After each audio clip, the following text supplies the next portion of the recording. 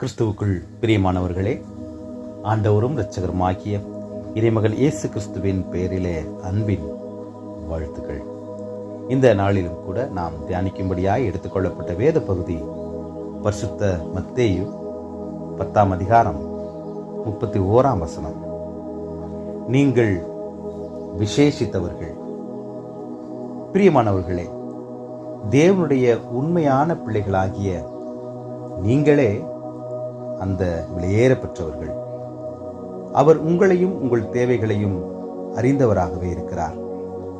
உங்கள் அனுதின ஜெபத்தையும் உங்கள் விசுவாச அளவையும் கடவுள் கவனித்துக் கொண்டே இருக்கிறார். ஒருவேளை உங்களுடைய கேள்விக்கான பதில் கிடைப்பதில் தாமதம் ஏற்பட்டுக் கொண்டிருக்கலாம்.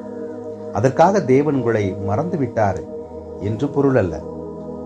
நீங்கள் பெறப்போகிற மிகப்பெரிய அற்புதத்தின் மூலமாக தேவன் மகிமையடையத்தக்கதாக தாமதம் உண்டாகலாம்.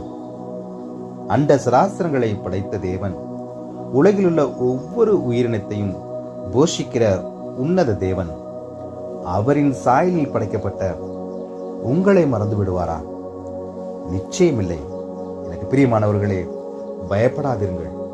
அநேக அடைக்கலான் குருவிகளை பார்க்கிலும் நீங்கள் விசேஷித்தவர்களாயிருக்கிறீர்கள். சமாதானமாய் மகிழ்ச்சியோடு விசுவாசத்துடன் காத்திருங்கள். தேவன் இந்த நாளில உங்களுக்கு ஒரு அற்புதம் செய்வார். அது போன்ற அற்புதங்களை பெற்றுக்கொள்ள கடவுளுடைய பார்வைகளில விசேஷித்தவர்களாய் வாழ தேவன் தாமே இந்த நாளில என்னை கேட்டுக்கொண்டிருக்கிற உங்கள் ஒவ்வொருவருக்கும் கிருபை அளிப்பாராக. ஆண்டவரை நோக்கி நாம் பிரார்த்தனை செய்வோம்.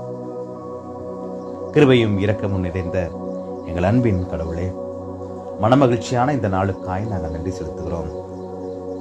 ஆண்டவரே, நீர் எங்களை பார்த்து நீர் விசேஷித்தவர்களாயிருக்கிறீர்கள் என்று எங்களை அழைக்கிறீர் என்பதனை நாங்கள் சுவாசிக்கிறோம். ஆண்டவரே, இதனை கேட்டுக்கொண்டிருக்கிற நம்முடைய பிள்ளைகளாகிய ஒவ்வொருவரும் விசேஷித்தவர்களாய் இருக்கிறதற்காய் ஸ்தோத்திரம்.